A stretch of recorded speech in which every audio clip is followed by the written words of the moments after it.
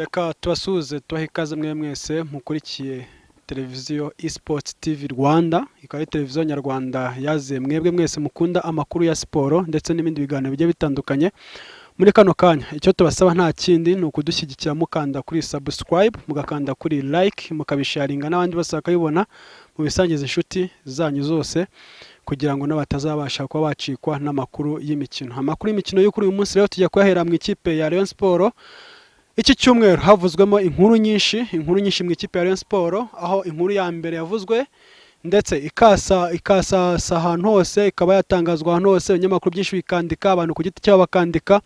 Ni inkuru y'umuwari umutoza wa Gasogi United ariwe Byakaze, umukongomani watozaga ikipe ya Gasogi United. Umutoza Byakaze watozaga Gasogi United wamaze kumvikana na Rayon Sport kwitoza mu gihe cy'umwaka. Uyu mutoza usanzwe uhembwa amafaranga 1500 cy'idolari mu ikipe ya Gasogi United.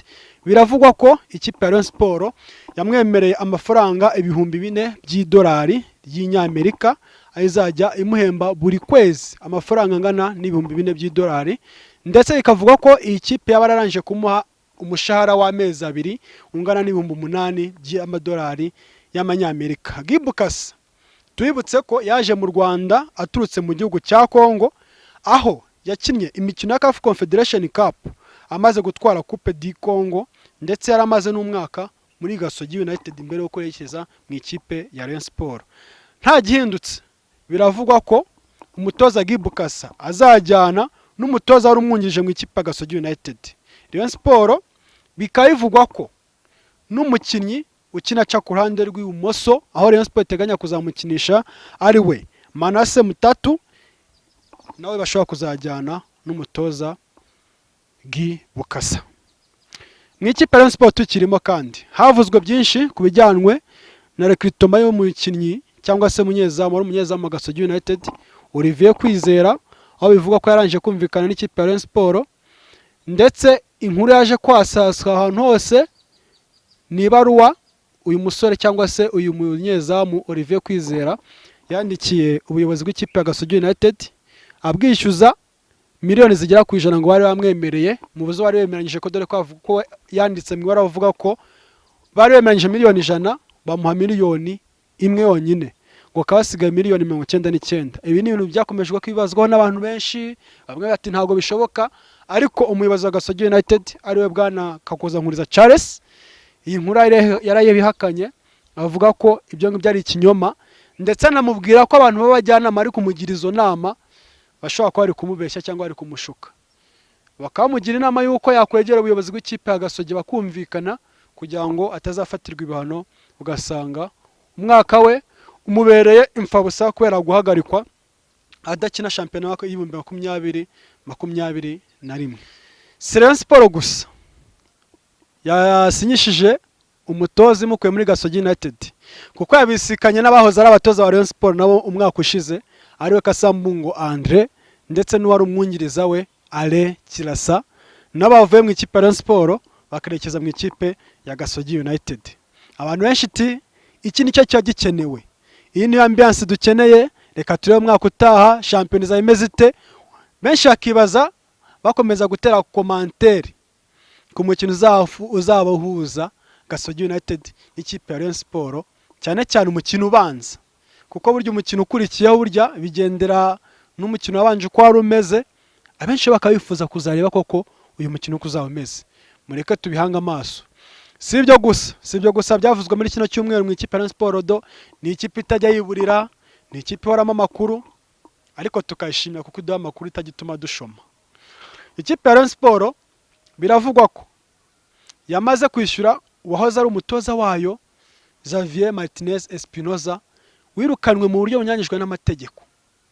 Uyu mutoza akaba yari yazanywe na komite iyobowe na bwana Munyakazi Sadate, aza gusinya mu gihe kingana n'imyaka 2, ariko bamwirukana igihe kitageze bitewe bamushinja umusaruro mukeya.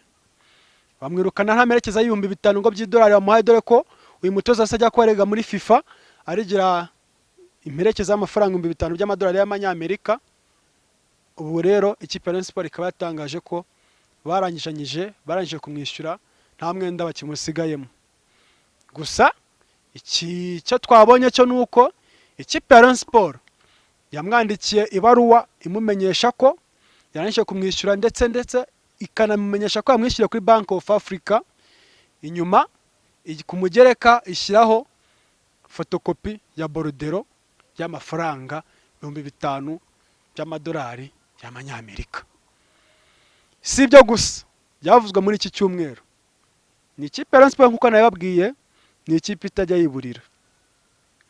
Uwahoze ari umuyobozi w'abafana ba Rayon Sport cyangwa se perezida w'abafana ba Rayon Sport ari we bwana Muhawenimana Claude, ndetse n'uwari uyoboye ihuriro ry'amafani club yose ya Rayon Sport ari we bwana Runigabisha Mike Martin, bakaba bandikiwe amabaruwa abamenyesha ko bahagaritswe mu gihe cy'umwaka wose batitabira ibikorwa by'ikipe ya Rayon Sport. Bakaba bashinjwa ko ari ukugenda ha mu bitangazamakuru, ku maradiyo amwe namwe, ku mbuga nkoranyambaga bagiye bakoresha bo ubwabo kuzo ku giti cyabo, imbuga bagiye bahuriyeho n'abandi bafana b'ikipe ya Rayon Sport, kugenda bashishikariza abafana kwamagana ubuyobozi buyobowe na bwana Munyakazi Sadate, birumvikana banagaragaza ko batishimiye imikorere yabo, bagaragaza ko batabashaka ko bakomeza kuyobora Rayon Sport. Ariyo mpamvu komisiyo ya discipline ya fan base yaricaye irabatumiza, baraza bariregura, barisobanura, irabumva, ariko ibyiregura batanze ntago byanyuze komisiyo ya discipline. Ariyo mpamvu muri kano kanya ku ibaruwa twabashiye kubonera kopi hano, iyi komisiyo yandikiye bwana Runigabisha Martin Mike imumenyesha ko yamuhagaritse mu gihe cy'umwaka wose atabasha kwitabira ibikorwa byose ibyo byose by'ikipe ya Rayon Sport. Impamvu birumvikana hejuru hariho komisiyo ya discipline ya fan base Kigali kuwa mbere ukwezi kwa 7 2020, hakazaho mwirondoro Rayon Sport na nimero ya telefone kuri bwana Runigabisha Martin Mike. Impamvu kumenyeshwa imyanzuro ya komisiyo ya discipline ya fan base ya Rayon Sport. Bwana, nyuma yuko zimwe muri fan club za Rayon Sport ndetse na komite ngenzuzi ya fan base yatugejeje ikibazo cy'imyitwarire yanyu ihabanye n'umurongo wa fan base ikipe ndetse n'uw'ikipe muri rusange, komisiyo ikagutumira ikabikugezaho ari byo kwigomeka ku buyobozi bwa Rayon Sport, ugaragaza hose ubusebya, unakangurira abafana bose bayo kubwanga no kuburwanya ku mbuga nkoranyambaga uhuriraho n'abandi bafana, itangazamakuru ndetse n'izindi nzira zitandukanye. Ingingo ya 2, gucamo abafana n'abanyamuryango ibice hashingiwe kubakangurira kwanga komite Rayon Sport FC ku mbuga nkoranyambaga uhuriraho n'abandi bafana, itangazamakuru ndetse n'izindi nzira zitandukanye. Ingingo ya 3, kutubahiriza umurongo ngenderwaho watanzwe n'inzego za leta zibishinzwe mu dukubo RGB zerekanye ubuyobozi bwemeye bw'ikipe, ariko ukaba ukigaragaza ku mbuga nkoranyambaga uhuriraho n'abandi bafana, itangazamakuru ndetse n'izindi nzira zitandukanye. Nyuma yuko iyi komisiyo gutumiye ukayitaba kuwa 24 z'ukwezi kwa 6 mu 2020, maze ibi birego byose ukabihakana uvuga ko atari amakosa ahubwo ari wo murongo wahisemo, tukwandikiye tukumenyesha imyanzuro yafashwe na komisiyo ya discipline ya fan base ya Rayon Sport kuri aya makosa yose uregwa. Komisiyo yariherereye ngo isuzume ubwiregure bwawe, isanga nubwo uhakana ibyo uregwa byose utarabashije kuvuguruza ibimenyetso bitandukanye yakweretse by'amakosa wakoze nk'uko twabazisobanuriye haruguru, bityo komisiyo yagufatiye imyanzuro ikurikira. Umwanzuro wa mbere, guhagarikwa mu bikorwa byose bya fan club za Rayon Sport mu gihe cy'umwaka umwe. Umwanzuro wa 2, guhita uhagarika ibikorwa byose by'imyitwarire yose yo kwigomeka ku buyobozi bw'ikipe ya Rayon Sport no kubwangisha abafana n'abanyamuryango bayo. Umwanzuro wa gatatu, kukumenyesha ko nibigaragara ko uri mu isubiracyayi komisiyo isabye inzego zibishinzwe z'ikipe kuzahita uhagarikwa burundu nta yandi mananiza.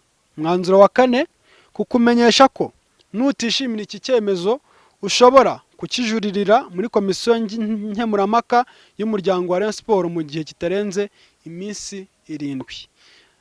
Mu dukubo 7 jours ibarwa kuva igihe iyi myanzuro itangarijwe.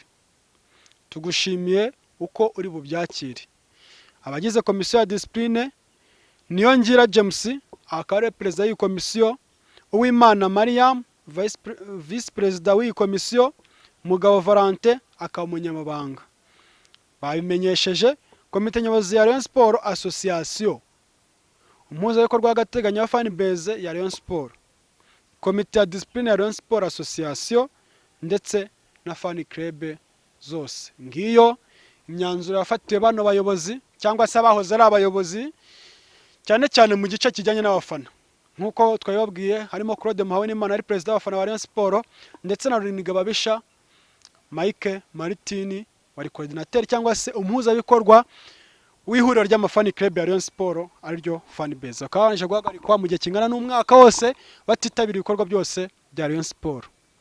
Mureke turebe ko bazaba nkuko babihawe mu gihe kingana n'iminsi 7 bazajuririra ibi ngibi cyangwa se ibi bihano bashyiriweho.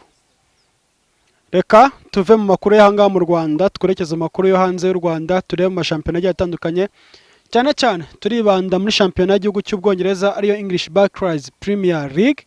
Yari yakomeje ku munsi w'ejo ku itariki 4, yari yakomeje amakipe amwe aratsinda, cyane cyane hano hari intambara ikomeye ni mu guhatanira umwanya wa 4 uzerekeza amakipe muri Champions League. Uyu mwanya uri kurwanirwa n'ikipe ya Manchester United, Chelsea, Leicester City, cyane cyane ko nayo itarizera kuba yaguma ku mwanya wa 3, ndetse amakipe amwe ari gutsinda andi agatsindwa andi akanganya, ariko kugezana n'ubu ntago turamenya uko umukino izarangira. Nahe makipe azerekeza mu gikombe cya UEFA Champions League, nahe makipe azajya muri UEFA Europa League, cyane ko igikombe cyamaze kubana nyiracyo cyaranje gutwarwa n'ikipe ya Liverpool.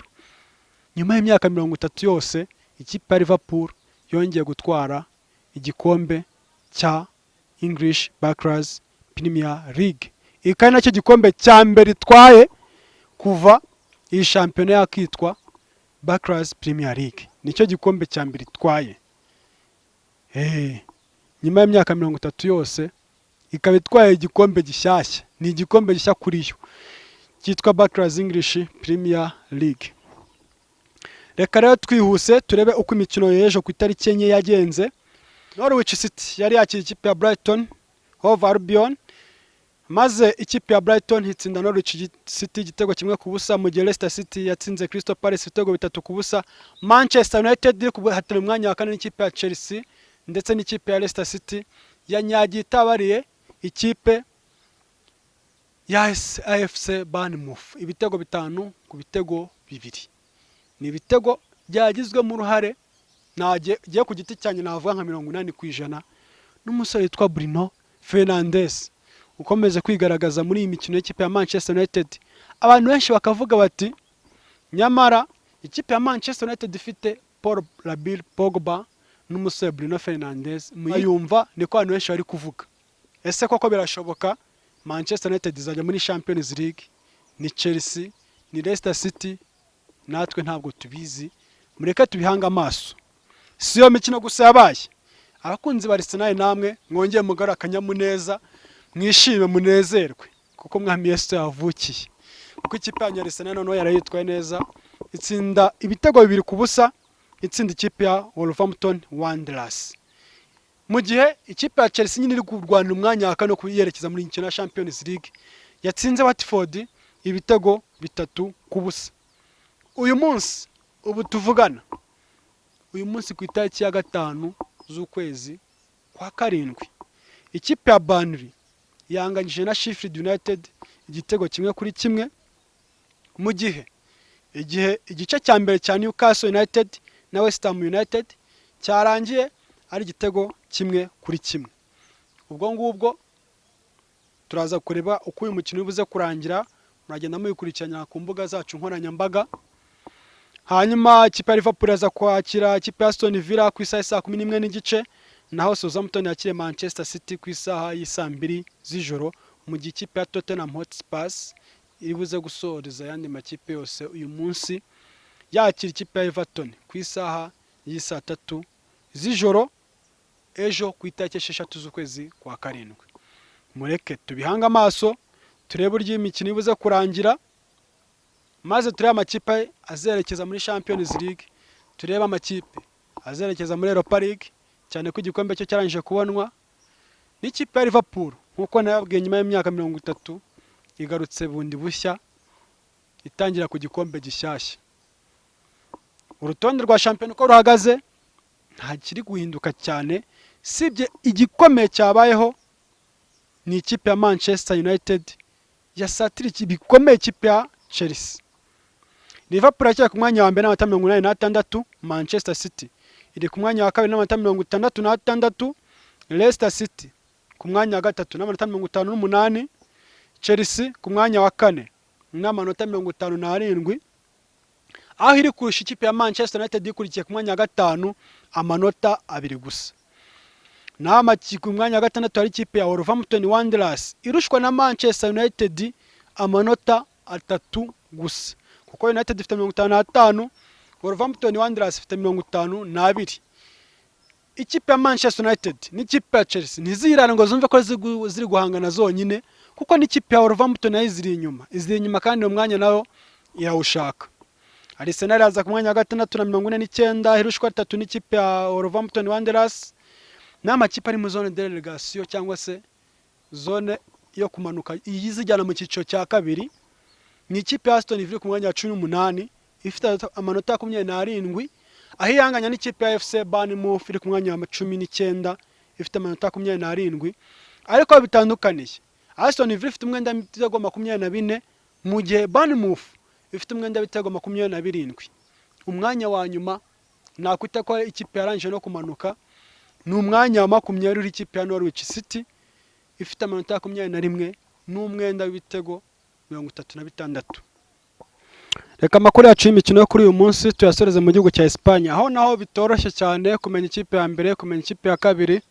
Ruracyambikanya hagati y'ikipe ya Real Madrid n'ikipe ya FC Barcelona. Ku itariki enye ku munsi w'ejo shampiyona yabo yari yakomeje, amakipe amwe aratsinda ayandi aratsindwa. Ikipe ya Celta Vigo yatsinze yanganyije na Real Betis igitego 1-1. Real Valladolid itsinda Deportivo Alaves igitego 1-0. Granada inganya na Valencia ibitego 2-2. Kuri uyu munsi umukino urangiye mu kanya, ikipe ya Real Madrid itsinze ikipe ya Atletico Bilbao igitego 1-0 cyatsinzwe na El Capitano kapiteni Sergio Ramos kuri penalty, waje no guhabwa n'ikarita y'umuhondo mu kanya katarambiranye ku isaha 11. Kuri uyu munsi imikino yaza gukomeza, ubwo ngo bazabibona imikino yarangiye muzihangana, resultat muzajya mugenda muzikura ku mbuga zacu nkoranyambaga, muraza kuzibona. Amazina dukoresha mukomeze mudukurikirane mudushyigikire, mukande subscribe mukande like mubisangize inshuti, mwese mukomeze kutuba hafi. Espanyol Barcelona mukanya saa 11 ijya gukina na Leganes, Osasuna ikina na Getafe, Villarreal ku isaha y'4 iraza kwakira ikipe FC Barcelona.